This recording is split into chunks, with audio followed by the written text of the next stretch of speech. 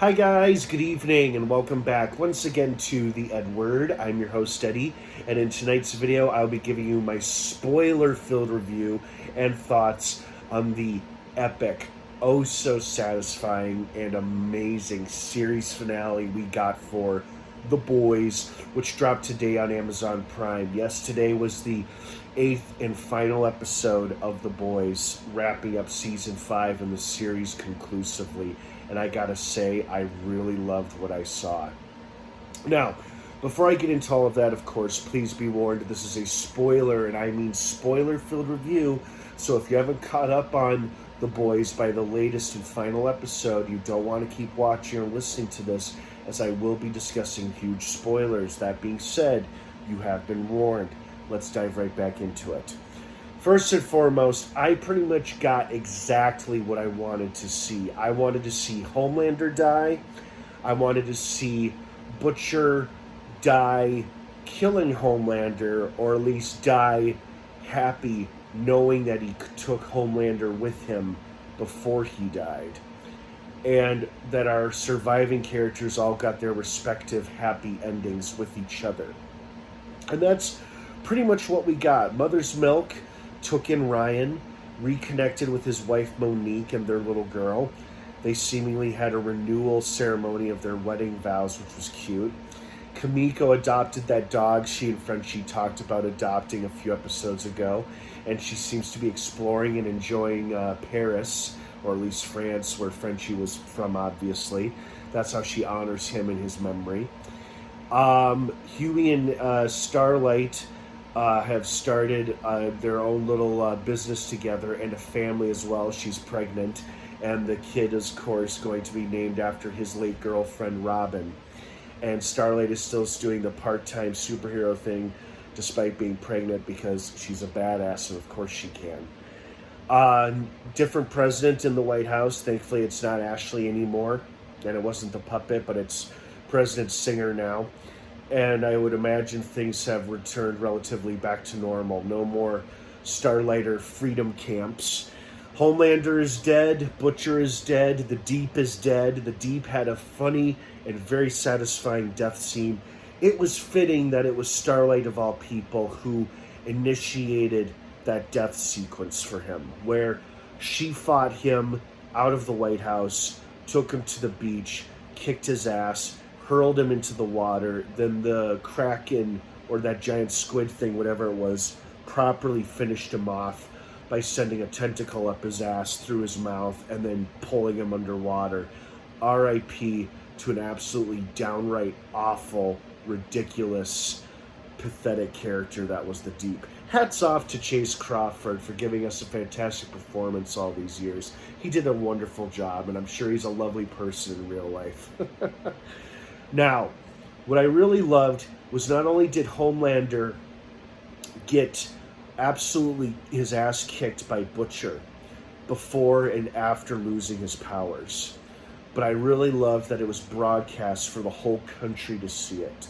They could see what a groveling, sniveling little pathetic man-child he really was after losing his powers.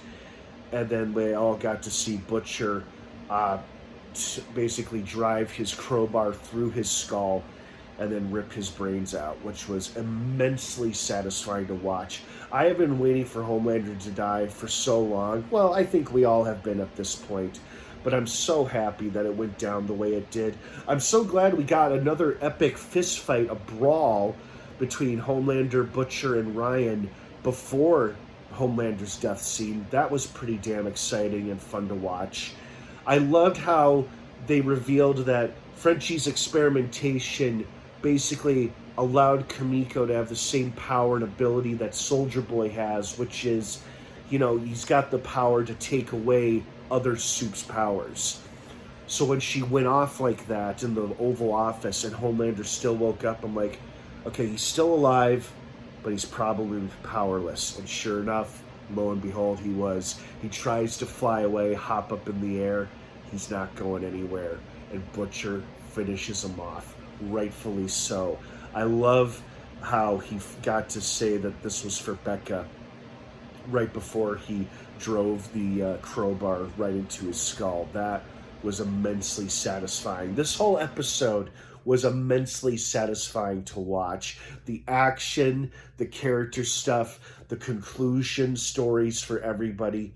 I gotta say, I didn't like seeing Huey shoot Butcher, but I do understand why. He had to stop him from committing genocide, and even though Vought could arguably make another Homelander, hopefully they won't after this, but I do understand why it had to be Huey to put Butcher down. I'm just glad Butcher got the satisfaction of knowing that it was he who killed and finished Homelander with his own hands, and that he could die peacefully, happily, knowing that his bloodlust has finally been satiated and his quest for revenge finally came to a resolution. And he also acknowledged that, he was a little bit far gone, but appreciates Huey keeping him tethered to the light, to reality, so to speak. And I liked how there was no hard feelings between them after their little scuffle and after Huey shot Butcher.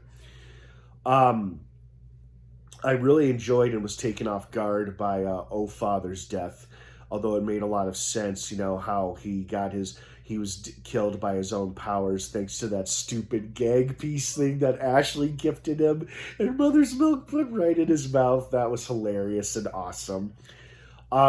Like I said, this whole episode was immensely satisfying and was pretty much exactly what I was hoping for it to be. I personally had no issues with it. I was very happy and content with the wrap-up stories that we got for all of our respective characters.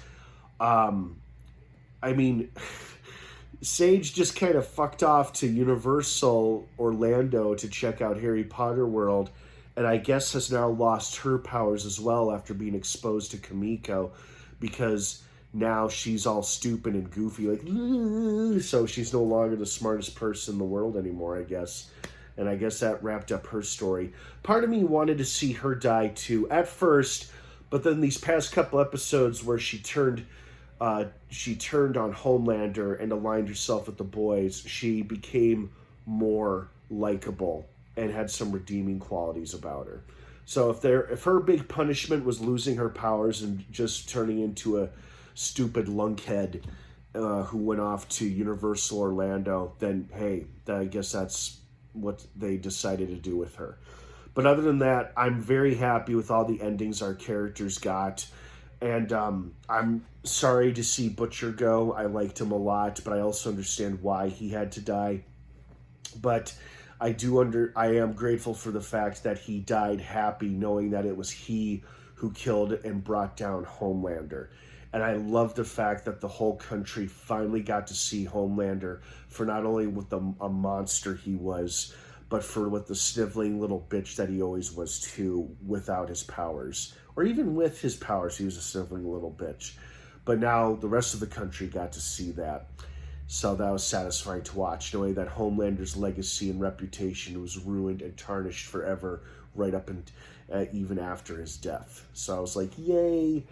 Oh man, what a satisfying episode this was. I hope you guys enjoyed it as much as I did. What did you think of it? I'd love to hear your thoughts and feelings on it. Have a wonderful rest of your night. The Boys series finale is now streaming on Amazon Prime, along with the entire series. I thoroughly enjoyed this show from beginning to end. I'm so glad I got on board with it when I did, because it's been a fun watch the past couple years. Have a great rest of your night, everyone. Thanks for watching, and of course, until next time, may the Force be with you.